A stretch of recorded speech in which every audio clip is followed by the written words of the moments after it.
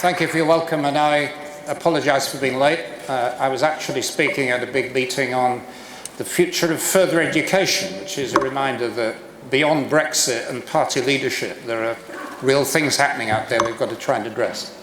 I haven't heard the other speakers, and I apologise if I duplicate what they say. But I just want to address the fact that we've got two overlapping crises. We've got the impact of Brexit, and we've got the fact that at the moment we don't have a coherent opposition. And on Brexit, I completely agree with what John said. The worst possible response now is to disrespect the people who voted to leave. It was actually a very broad coalition. I went round, did probably 20, 25 meetings around the country, and there were, of course, many people in the north of England, people who are angry, people who have had a bad deal from successive governments, reacting against poverty and deprivation. That was an important fact that many of the Remainers hadn't realised. I went round lots of meetings in the home countries with prosperous middle-class pensioners who would come into meetings with the Daily Mail rolled under their arm, and who were obsessed by the problems of what will happen when 80 million Turks come to live in the New Forest. But it wasn't just that. I mean, I went to Leicester and cities in the north of England where we had big ethnic minorities, and a large number of British Asians were voting for Brexit because they thought that free movement of labour in Europe excluded them. So we're dealing with a wide range of people for a mixture of good and bad reasons. And for that reason, I don't believe that we can now go back and say, sorry, you voted the wrong way. We've got to tear it up. We've got to respect the people, and we've got to respect the conclusion. And there is a comparable set of problems when it comes to dealing with the fragmented opposition. I mean, I was defeated a year ago by a Conservative party that had a very effective, lethal slogan, which was, you vote Cameron or you get chaos. Well, we've no longer got Cameron, and we've got total chaos.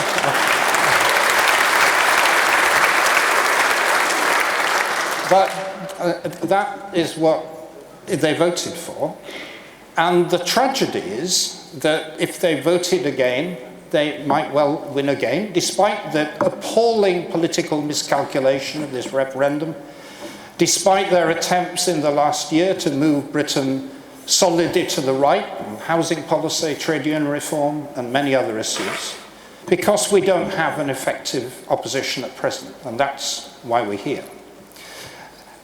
The first issue we've got to face are the consequences of Brexit. And I think all of us in different ways are trying to deal with this emotionally. When you have a defeat, a terrible defeat, or a desertion or death for that matter, you can deal with it in one of two ways. One is mourning, and the other is moving on. And I think everybody is at different stages of that spectrum. And, you know, we have to mourn those people who believed in the European ideal, angry and sad, and I totally understood why people wanted to get out on the streets on Saturday.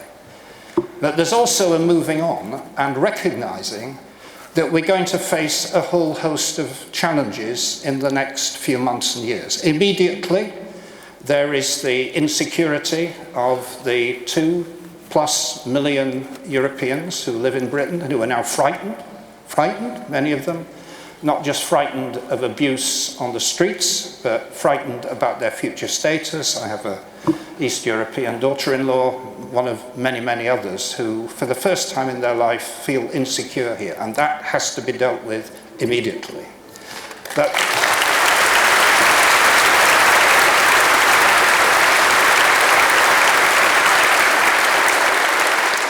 coming down the tracks within months, there is, I think, we can't predict exactly, I think there will be a Brexit recession, and it will be nasty, and it will hit many of those people we've just heard about in the north of England who are already in bad shape.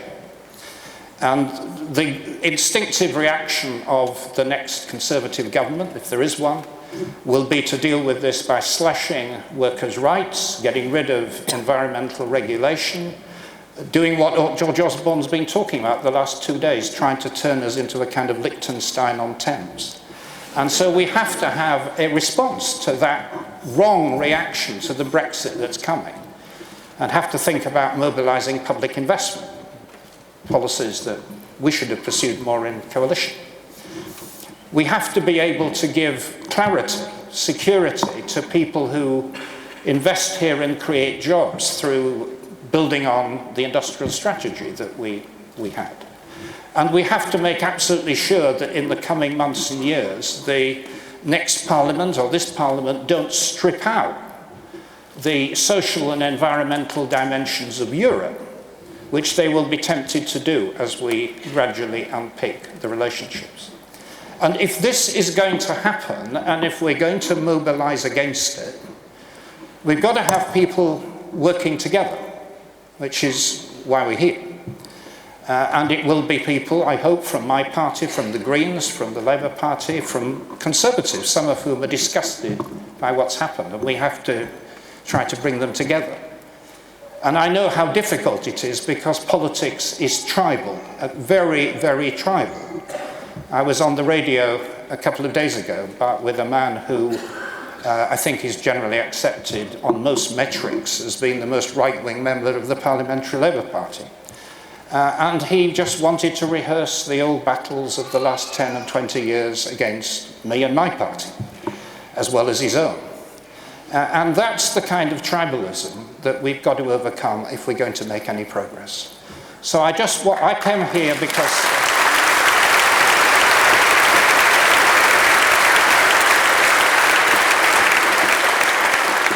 there may be election, I don't know, there may be. But if there isn't, there will be need to face up to the regressive measures that are going to follow in this Parliament, and we need to be organised, and we need to cooperate. And that's why I'm here, and that's why those members of my party here would endorse that platform. So thank you for coming, and I look forward to working with other colleagues in this very, very, very difficult time. Thank you.